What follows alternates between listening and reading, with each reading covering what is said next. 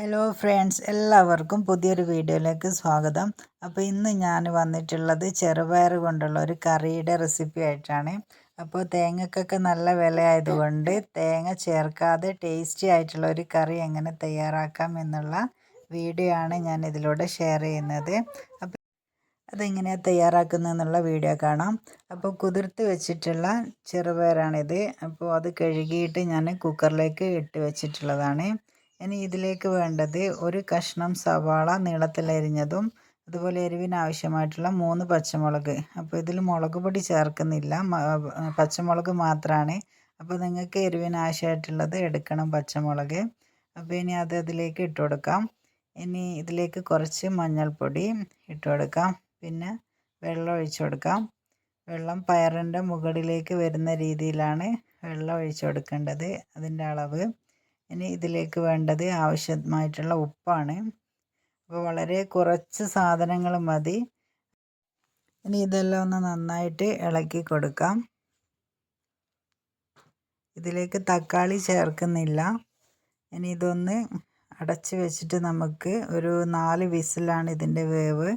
അപ്പോൾ 4 വിസിൽ വരാൻ വേണ്ടി നമുക്കൊന്ന് സ്റ്റൗവിലേക്ക് വെച്ച് കൊടുത്തിട്ടുണ്ട്.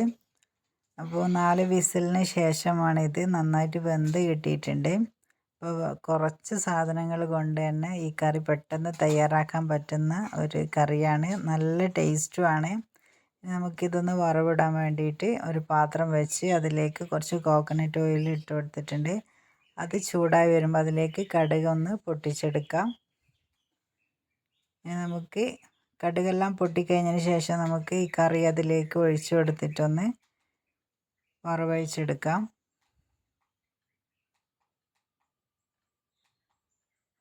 അപ്പോൾ ഈ കറിയുടെ പ്രത്യേകത വേറൊന്നുണ്ട്. നമ്മൾ പണ്ട് സ്കൂളിലെല്ലാം കിട്ടുന്ന അതേ കറിയുടെ ടേസ്റ്റാണ്. ചെറുപയറിൻ്റെ കറി പണ്ട് സ്കൂളിലെല്ലാം കിട്ടുന്നില്ലേ, അതേ ടേസ്റ്റാണ് ഈ കറിക്ക്. അപ്പോൾ ആ ടേസ്റ്റ് ഇഷ്ടപ്പെടുന്ന ആളുകൾക്ക് ഈ കറിയും ഇഷ്ടപ്പെടും. അപ്പോൾ ചെറുപയർ ഞാൻ ഈ രീതിയിലാണ് തയ്യാറാക്കാറ്. ഇതിൽ തക്കാളി, തേങ്ങ അതൊന്നും ഞാൻ ചേർക്കാറില്ല. ഈ ഒരു ടേസ്റ്റാണ് ഇവിടെ എല്ലാവർക്കും ഇഷ്ടം. അപ്പോൾ ഇത്രയേ ഉള്ളൂ. ഈ കറി റെഡി ആയിട്ടുണ്ട്. ഇനി നമുക്ക് ഇതൊന്ന് ചെറുതായിട്ടൊന്ന് വറ്റിയതിന് ശേഷം നമുക്ക് ഗ്യാസ് ഓഫ് ചെയ്യാം. ഈ ഒരു കറി പുട്ടിനും അതുപോലെ ദോശക്ക്, ചോറിനൊക്കെ നല്ലതാണ്. അപ്പോൾ ഇന്നത്തെ വീഡിയോ ഇത്രയേ ഉള്ളൂ. അപ്പോൾ നിങ്ങൾക്ക് സ്കൂളിലെ കറി ഇഷ്ടപ്പെടുന്നവരുണ്ടെങ്കിൽ ഈ വീഡിയോ ഒന്ന് ലൈക്ക് ചെയ്യണം. അതുപോലെ ചാനലൊന്ന് സപ്പോർട്ട് ചെയ്തേക്കണേ.